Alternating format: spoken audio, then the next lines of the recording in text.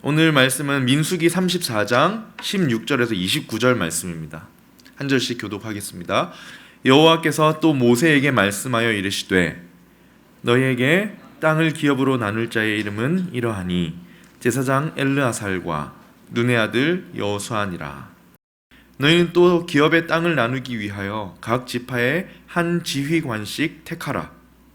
그 사람들의 이름은 이러하니 유다 지파에서는 여분네 아들 갈렙이요, 시므온 지파에서는 암미후세 아들 스므엘이요, 베냐민 지파에서는 기슬론의 아들 엘리다시요, 단 자손 지파에서는 지휘관 요글리의 아들 붓기요, 요셉 자손 중 므낫세 자손 지파에서는 지휘관 에봇의 아들 한니엘이요, 에브라임 자손 지파에서는 지휘관 십단의 아들 그무엘이요, 스불론 자손 지파에서는 지휘관 바르나기 아들 엘리사반이요, 이사갈 자손의 지파에서는 지휘관 아산의 아들 발디엘이요, 아셀 자손 지파에서는 지휘관 스무미의 아들 아히훗이요, 납달리 자손의 지파에서는 지휘관 암미후세 아들 브다엘이라 하셨느니라.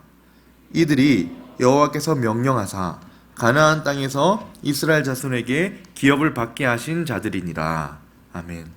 네, 오늘 아주 이름들이 많이 나옵니다. 계속 누구를 세워라, 누구를 세워라, 이런 빛나는 이름들이 많이 나옵니다. 성경에서는요, 이름이 그 사람의 정체성과 이렇게 같을 때가 있어요. 아담은 이름의 뜻이 사람이라는 뜻입니다. 하와는 생명이라는 뜻이 있어요. 아브라함은 열국의 아버지라는 뜻이 있고요. 그 아브라함의 아내 사라는 열국의 어머니, 그 에서 아시죠? 에서와 야곱 할 때 에서는 붉다 또는 털이 많다, 그 사람의 특징을 가지고 있습니다. 야곱은 발꿈치를 잡고 나와서 발꿈치를 잡았다, 뭐 이런 뜻이고, 모세는 물에서 건져냈잖아요. 그래서 건져내다라는 뜻이 있다고 합니다. 그 사람이 어떤 사람인지를 담고 있는 게 이름인 것 같아요. 성경에서 이름은 어쩌면 그 사람의 그냥 이름 부르기 위해서 지은 이름만이 아니라 정체성, 그 사람의 인격을 말해주는 게 아닌가, 이렇게 생각이 듭니다. 오늘 본문에 보면요, 지루하죠. 계속 하나님이 이름을 부르십니다. 그런데 단순히 호명하시기 위해 이름을 부르시는 게 아니라 그 사람을 부르시고 계세요. 각 지파별로 한 사람씩, 각 지파에 한 사람씩, 나중에 너희가 가나안 땅을 정복하고 나면 그 땅을 분배하는 작업을 해야 되는데 그 분배에 참여할 사람을 한 사람씩 택하라 하시면서 하나님이 한 명씩 한 명씩 임명하시는 본문입니다. 근데 참 이상하죠. 왜냐하면 지금이 어떤 상황이냐면 아직 가나안 땅에 가지도 않았어요. 지금 이 사람들, 이 임명받은 사람들은 출애굽 2세대란 말이죠. 아직 가나안 땅에 가보지도 않았던, 가나안 땅을 보지도 못한 사람입니다. 정복을 시작하기도 전이고요, 요단강을 건너서 뭐 땅이라도 밟아봐야 되는데 아직 그러지도 않은 상황입니다. 이런 상황에 출애굽 2세대들 중에서 하나님 미리 임명하고 계신 겁니다. 우리 잘 알듯이 출애굽 1세대들은 광야 40년 방황하는 동안에 다 죽었어요. 2세대로 교체된 이때에 하나님 미리 사람들을 임명하고 계십니다. 지난주에 들었던 말씀처럼 요단강을 건너기 전이에요. 그래서 그 동쪽에 좋은 땅에 르우벤, 갓, 그 므낫세라는 지파 중에 절반이 우린 여기 남겠다. 그래서 이 지파를 제외한 10명 나머지 지파들을, 각각의 리더들을 세웁니다. 자, 유다 지파는 누구, 시므온 지파는 누구, 이렇게 리더를 세워라. 이상하죠. 아직 건너지도 않았는데 강만 건너면 가나안 땅에 그냥 넝쿨째 들어오거나 가나안 땅에 가기만 하면 거기 있는 주민들이 환영하지 않습니다. 전쟁을 치러야 돼요. 오랜 시간 전쟁을 해야 됩니다. 그 땅을 차지하고 정복해야 됩니다. 갈 길이 멀었어요. 더구나 이 사람들은 아직까지 그 땅을 알지도 못하는 사람들인데 미리 일어나지도 않은 일, 가능성을 가늠하지도 못할 일을 두고 이미 그 땅을 얻은 것처럼 분배할 사람을 정하라 하시는 거예요. 어떤 느낌일까요? 아직 그 땅을 가지도 않았는데 이미 다 얻은 땅인 것처럼 그 땅을 얻을 사람들을 분배하라. 34장 오늘 읽었는데 2절에 이런 말씀이 있거든요. 너희가 가나안 땅에 들어가는 때에 그 땅은 너희의 기업이 될 것이다. 그러니 분배할 사람을 뽑으라고 하신 거예요. 그때에 그 땅이 너희의 기업이 될 것이다 하신 이 말씀에 대한 신뢰가 모든 것을 설명해 주는 것입니다. 하나님이 우리에게 하신 말씀, 나에게 주신 그 확신과 약속의 말씀, 하나님이 내 삶을 인도해 주시리라는 신실하신 하나님에 대한 믿음이 오늘의 삶과 행동을 의미 있게 해주는 것이죠. 여러분, 우리 청년부에도 보면 그 수능을 다시 준비하는 사람들이 꽤 있습니다. 이제 수능이 100일도 남지 않았는데요. 이렇게 다시 시험을 준비하는 사람들의 제일 힘든 게 뭡니까? 시험을 준비하는 자체가 힘들지만 불확실한 것이 힘들게 하는 것이 아닌가라고 생각이 듭니다. 불확실함. 내가 만약에 한 번 더 준비해서 확실히 된다 라는 확실함만 있으면 좀 더 가볍고 기쁜 마음으로 할 수 있죠. 근데 불확실함이 언제나 우리에게 짐이 되고 스트레스가 되는 것 같습니다. 다시 준비하는 시간들이 쉽지 않은 거죠. 그러나 이런 불확실함 중에도 하나님이 함께 하시고 나를 인도하신다. 이 믿음으로 인내해야 합니다. 하나님이 내 길을 아시고 내 앞길을 인도하고 계신다라는 신뢰가 필요한 것입니다. 그 신뢰를 바탕으로 인내하고 하나님이 오늘 내게 허락하신 시간과 상황에 의미를 가지고 열심히 나아가는 것이죠. 여러분, 그런데 저는 이 본문을 보면서 참 인상 깊게 다가온 것이 있어요. 뭐냐면 하나님이 이 리더들을 임명하는 과정에 그냥 지나칠 수도 있는데요. 이름을 하나님이 직접 부르시는 거예요. 한 사람 한 사람 택하라고 하신 뒤에 하나님이 직접 그 이름을 불러주십니다. 당연한 이야기일 수도 있지만 한 사람 한 사람 임명하라고 하십니다. 제비를 뽑아서 임명하라. 아니면 야, 너희들 중에 그 지파별로 그 대장들 있잖아. 대장들을 뽑아라. 이렇게 하시는 게 아니라 직접 그 이름을 한 명 한 명 부르시면서 이 사람을 택하라라고 하시는 게 참 인상적입니다. 오늘 본문 보면 기업으로 나눌 자의 이름들을 계속 나오는 것 같지만 잘 보면요. 7지파는 그 지파의 지휘관의 아들이 리더로 세워집니다. 지휘관 누구의 아들? 그런데요, 세 지파, 유다, 시므온, 베냐민, 이 세 지파는 갈렙 외에는 누구인지도 모르는 사람이에요. 나머지 7지파는 지휘관의 아들을 뽑으라고 하시니까 지휘관의 아들이니까 이렇게 이어지는가 보다 할 수 있지만 이 세 지파는요, 누구의 아들을 뽑으라고 하는데 그 누구도 정보가 없어요. 어떤 기준으로 뽑았는지 갈렙 외에는 이들이 누구인지 아무도 알 수가 없습니다. 그러나 분명한 게 있어요. 이 지휘관들, 이 리더들은 사람이 임명한 게 아니라 하나님이 직접 그들의 이름을 한 명 한 명 부르셨다는 것입니다. 18절부터 참 감동적입니다. 너희는 또 기업의 땅을 나누기 위해 각 지파의 한 지휘관씩 택하라고 하신 뒤에 19절에 뭐라고 하시냐면 그 사람이 누구냐면 이 사람 이렇게 이름을 부르시는 거예요. 큰 공동체 중에 그냥 누구 한 명이 아니라 한 명 한 명 이름을 부르시고 계신다는 겁니다. 여러분, 전체 이스라엘 민족이 200만 명이라고 합니다. 200만 명 가운데 하나님이 이 10명을 무작위로 뽑진 않으셨겠죠. 하나님께 어떤 기준이든지 있었을 것입니다. 그렇다면 하나님은 지금 이 10명을 이름을 부르시기 전에 그 사람들이 어떤 사람인지 잘 알고 계셨던 것이죠. 각각 한 사람 한 사람에게 관심을 가지고 계셨다는 것입니다. 여러분, 오늘 본문에서 우리가 발견하는 첫 번째 교훈은 이거예요. 하나님은 우리 한 사람 한 사람의 삶에 관심이 많으시다는 겁니다. 여러분, 하나님은 한 사람 한 사람을 보고 계시다는 겁니다. 한 사람 한 사람의 삶을 하나님이 보고 계시다는 것이 우리가 첫 번째 나눌 교훈입니다.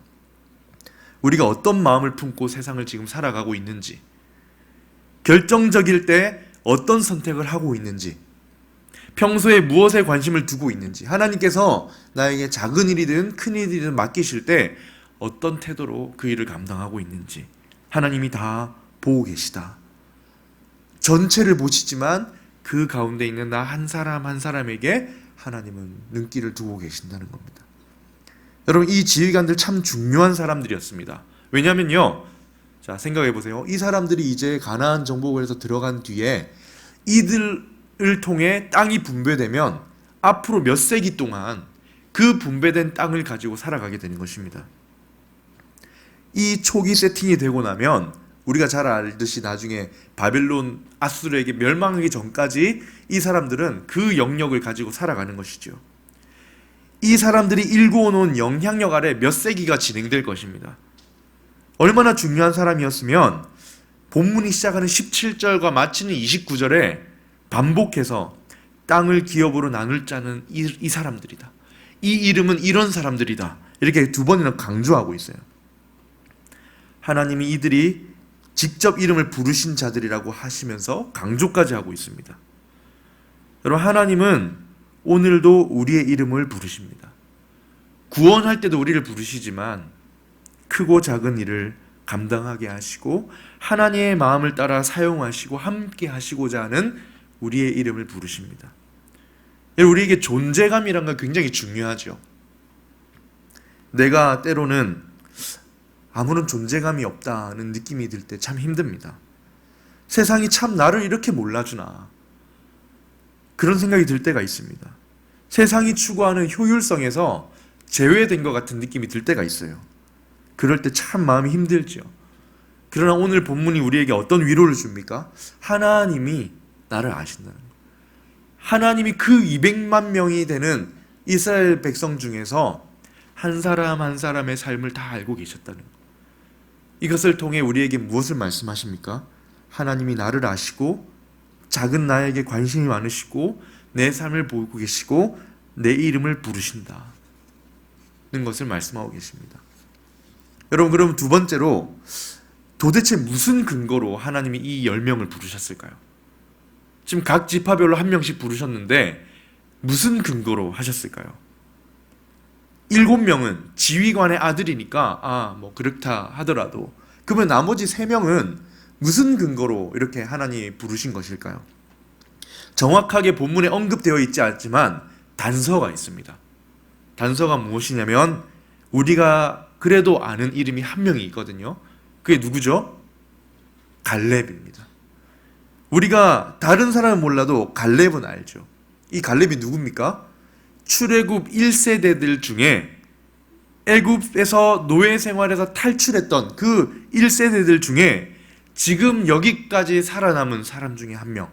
누구죠? 모세, 여호수아, 갈렙. 요 세 사람 중에 한 명이 이름이 들어있다는 것입니다. 그러면 가나안에 보냈던 12명의 정탐꾼 중에 10명이 불평하고 하나님을 반역했을 때 하나님이 신뢰했던 2명, 여호수아와 갈렙이지 않습니까? 그 이름이 여기 있다는 것을 통해 무엇을 추측할 수 있습니까? 하나님이 지금 10명의 이름을 부르시고 계신데 그 이름을 부르시는 근거가 어쩌면 신실함이 아닐까? 모두가 하나님 앞에 신실함을 내버리고 반역하고 불평할 때 신실하게 하나님의 약속을 붙들었던 갈렙이 여기 이름이 있는 것을 볼 때 어쩌면 신실함을 기준으로 부르시지 않았을까. 그리고 오늘 본문인 민수기, 이 민수기라는 책의 큰 주제도 신실함이거든요. 상황과 환경이 아무리 척박하다 할지라도 그 중에서 하나님 앞에서 어떤 신실함을 가지고 살아왔는가, 이게 민수기의 주제거든요.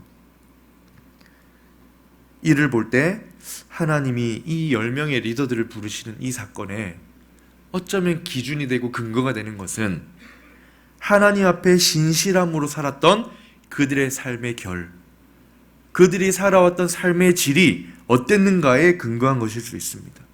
하나님의 명령 앞에 얼마나 신실함으로 살아왔는지 그것이 근거가 될 수 있는 것이죠. 제가 아는 한 선교사님이 이런 말씀을 하시더라고요. 우리 청년들 중에도 아는 분이 있겠지만 처음에 선교사로 부름을 받아서 그 작은 도시로 갔는데 집을 얻은 거예요. 집을 얻고 그날 처음에 밤에 혼자 이제 잠을 자는데 이 천정이 무너져 내렸대요. 그래서 시멘트가 확 무너져 내리면서 얼굴에 먼지도 덮이고 그 처음으로 얻은 집이 무너져 내리니까 얼마나 낙심이 되겠습니까? 근데 기뻤대요. 오히려 기쁘고 그 가운데도 마음이 평안했다는 겁니다. 왜냐하면 하나님이 나를 여기로 인도하셨고 하나님이 나를 붙들고 계시다는 확신이 있었기 때문이다. 여러분, 하나님을 신뢰하는 신실함, 상황과 여건이 아니라 하나님을 신뢰하는 신실한 마음을 가진 자, 온전히 하나님을 따르는 자가 부름을 받은 것이죠. 그런 의미에서 오늘 부름받은 이 사람들의 이름은 빛나는 이름이 될 수 있는 겁니다.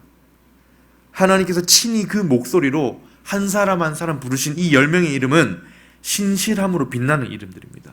여기서 우리가 두 번째 본 것이 무엇입니까? 하나님이 이들을 부르시는 근거가 무엇입니까? 하나님 우리 각자의 마음과 생각과 삶을 보시는데 특별히 얼마나 하나님 앞에서 신실함으로 살아왔는가, 살아가고 있는가를 보신다는 겁니다. 얼마나 많은 일을 해냈는지, 얼마나 중요한 일을 해냈는지, 큰 일을 해냈는지와 무관하게 얼마나 신실함으로 하나님 앞에 살아가고 있는가, 이것이 관건이라는 것입니다. 여러분, 우리도 한번 돌아보면 좋겠습니다. 우리는 하나님 앞에 얼마나 신실함으로 살아가고 있습니까? 신실함이 무엇이죠? 충성한다는 거예요. 하나님 앞에 끝까지 변함이 없이 간다는 겁니다. 하나님을 신뢰하는 것에 변함이 없는 겁니다. 하나님이 한번 부탁하신 일에 끝까지 충성되는 것입니다. 살다 보면, 또 살아가다 보면, 일을 하다 보면, 사역을 하다 보면 때로 혼자가 된 것 같은 느낌이 들 때가 있어요. 그럴 때는 하나님도 나에게 큰 관심이 없으실 것 같은 느낌이 들 때가 있습니다. 하지만 그때에도, 어떤 감정이 들 때에도 하나님의 변함없으신 사랑, 나를 향한 사랑, 인도하심을 신뢰하는 것입니다. 여러분, 오늘 본문에 이 갈렙이 어떤 사람입니까? 모세, 여호수아, 갈렙, 이 사람들이 어떤 사람입니까? 출애굽 1세대들 중에 유일하게 살아남은 세 사람이거든요. 그들만이 애굽에서 10가지 재앙을 눈으로 봤고 홍해가 갈라지는 걸 봤습니다. 그리고 지금까지 살아남아 온 거예요. 이들이 지난 광야에서의 40년, 약 40년 동안 가장 많이 본 게 무엇이었겠습니까? 죽음입니다. 죽음.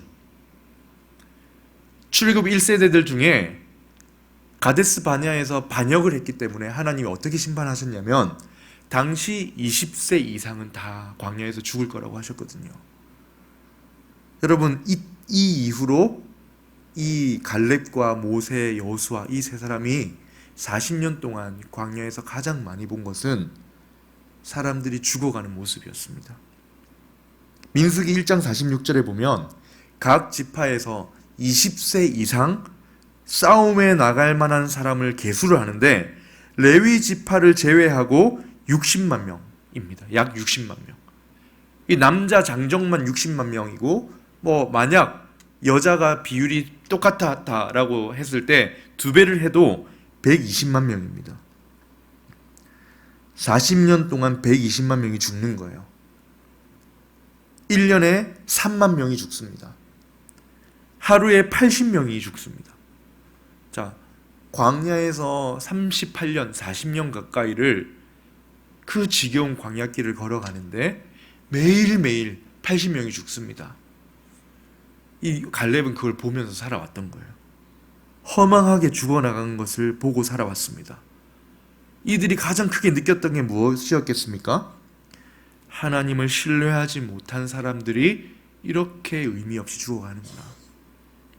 하나님께 불순종한 사람들이 비참하게 끝나는구나. 그러면서 뭘 느꼈겠습니까? 신실하지 못하면 안 되는구나. 하나님이 약속하신 것을 끝까지 바라고 믿는 믿음이 얼마나 중요한지, 하나님이 그 세대들을 어떻게 걸러내고 계신지를 봤던 거 아니겠습니까? 하나님 앞에서 살아가는 신실함이 얼마나 중요한 것이었는지 갈렙은 알았던 것이죠. 여러분, 신실함의 반대가 무엇입니까? 불평과 의심입니다. 하나님을 신뢰하지 않는 것. 자, 그렇다면 신실하기 위해서 우리가 할 수 있는 것은 무엇일까요? 첫 번째는 그렇다고 생각합니다. 끊임없이 하나님이 신실하시다는 것을 기억하는 거예요. 끊임없이 하나님이 신실하신 하나님이심을 기억하는 겁니다. 이것을 위해서 목장 모임에서든 개인의 경건 생활에서든 예배에서든 하나님을 계속 기억해야 된다고 생각합니다. 두 번째로 최근에 어떤 책을 읽다가 이런 생각이 들었습니다. 우리가 신실하기 위해 할 수 있는 노력 중에 뭐가 있을까? 영적인 게으름에서 벗어나는 것이라고 생각합니다. 영적인 게으름을 버리는 것. 게으름이라는 책에서 김남준 목사님이 이런 말을 했어요. 여러분, 바쁘게 산다고 해서 모두가 하나님 앞에 부지런하고 신실한 것이 아닙니다.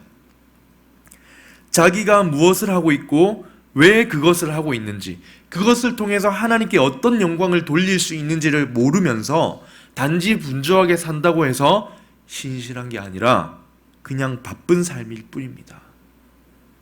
육체적으로 볼 때는 게으르지 않아 보이지만 영적으로 볼 때 게으를 수 있다는 것이죠. 왜 사는지 모르고 어떻게 살아야 하나님께 영광을 돌리는지 모르고 그렇게 살아가는 동안 내 영혼이 어떻게 되어가고 있는지에 관심이 없고 그냥 반복해서 매일의 일과가 그냥 반복되고 자신의 목표를 향해 달려갈 뿐이라면 역설적이지만 육체적으로는 바쁠지 모르지만 영적으로는 게으르다는 것입니다. 바쁘다는 핑계로 몸은 지쳐가는데 영적으로는 태만해서 침대 위에 대굴대굴 구르며 살아간다라고 표현합니다. 바쁘다는 핑계로 기도도 하지 않고요, 성경도 읽지 않고 예배가 삶의 중심이 되어야 되는데 그를 위한 어떤 노력도 하지 않는다는 겁니다. 여러분, 어떻게 하면 신실할 수 있습니까? 어떻게 하면 갈렙처럼 신실할 수 있습니까? 영적인 게으름을 멀리하는 것입니다. 하나님은 우리의 삶의 결을 보십니다. 얼마나 신실하신 하나님 앞에 신실함으로 살아가는가. 갈렙이 끝까지 하나님의 인도하심과 약속을 붙들고 살기 위해서 부지런히 영적으로 하나님을 의지했던 것처럼 우리도 신실하기 위해서는 영적인 부지런함을 가져야 된다라고 생각합니다.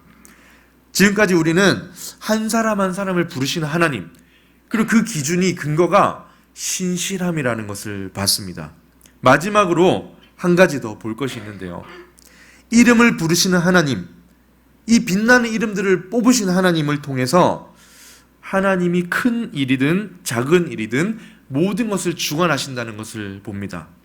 왜냐면요, 여러분, 여기서 지금 이름이 불린 사람들, 여기에 기록된 이름들, 이 사람들은 최소한 무엇을 보장받게 될까요? 이 사람들은 어떤 일에 부름을 받았습니까? 가나안 땅 분배하기 위해 부름받았잖아요. 그러면 최소한 이 사람들은 무엇을 보장받냐면 앞으로 일어날 가나안 정복 전쟁에서 생존할 것이라는 것이 보장되지 않습니까? 이들은 최소한 생존이 보장됩니다. 가나안 정복 기간 동안 그 전쟁 속에서 이들은 죽지 않는다는 겁니다. 왜냐하면 이들은 정복 전쟁 후에 땅 분배할 책임을 위해 부름을 받았기 때문입니다. 하나님의 주권이 모든 것을 주장하시기 때문입니다. 우리의 삶을 깊이 들여다보시고 우리가 얼마나 하나님 앞에 신실함으로 반응하고 판단하고 살아가는지를 보시는 하나님은 부르시고 모든 것을 주관하신다. 모든 것을 주관하시고 통치하신다는 겁니다. 하나님에게 우연이라는 것은 없습니다. 하나님께 우연이라는 것이 없고 실수도 없습니다. 그 자녀를 부르시고 먹이시고 입히시고 인도하시고 보호하시는 분이 하나님이시기 때문입니다. 요즘 취업을 준비하는 사람들이 많아지면서 취업을 위해 준비하는 시험이라든지 면접이라든지 이런 것이 화두가 됩니다. 불안정한 상황 가운데 어디로 가야 하는가? 이것이 우리의 큰 관심이죠. 시험도 잘 준비해야 되고 여러 가지 잘 준비해야 되지만 더 중요한 것은 하나님을 향한 신뢰라고 생각합니다. 우리를 부르시고 신실한 우리를 가까이 두고자 하시는 하나님께서 우리의 삶을 주관하신다. 내 삶을 인도하신다는 믿음. 오늘도 우리가 하나님과 동행하려고 하는 그 근거가 무엇입니까? 우리가 하나님께 기도하는 근거가 무엇입니까? 우리가 하나님을 신뢰할 수 있는 근거가 무엇입니까? 하나님이 모든 삶을 주관하시고 돌보신다는 믿음 때문이지 않습니까? 하나님이 우리의 주관자가 되신다는 믿음입니다. 여러분, 말씀을 정리하겠습니다. 하나님의 부르심에는 후회가 없으십니다. 한 사람 한 사람의 삶을 살피시고 신실함을 보시고 우리 이름을 부르시고 빛나게 하십니다. 때로 부족하고 때로 연약하고 성공적이지 못해도 신실하면 됩니다. 하나님 앞에 신실하게 살아갈 때 우리의 이름도 빛나는 이름이 될 것입니다. 그리고 하나님의 주권이 우리의 삶을 주관하시고 돌보아 주실 것입니다. 여러분, 오늘 말씀에서 우리가 무엇을 봅니까? 신실함으로 살아가는 우리의 이름을 부르시고 그 부르신 우리의 삶을 철저하게 주관하신다는 하나님을 봅니다. 우리 오늘 이제 한 주간을 살아갈 텐데요, 신실하신 하나님 앞에 내가 어떻게 하면 더 신실하게 살아갈 수 있을까를 고민하며 하나님이 내 삶을 주관하고 계심을 더욱 신뢰하며 살아가는 저와 모든 성도님들이 되시면 좋겠습니다. 우리 이 말씀을 기억하면서 함께 찬양합시다. 신실하게, 진실하게, 거룩하게 살게 하여 주십시오. 우리 함께 자리에 일어나서 헌신 찬송 하나님께 드리며 우리의 마음을 고백하며 기도하도록 하겠습니다.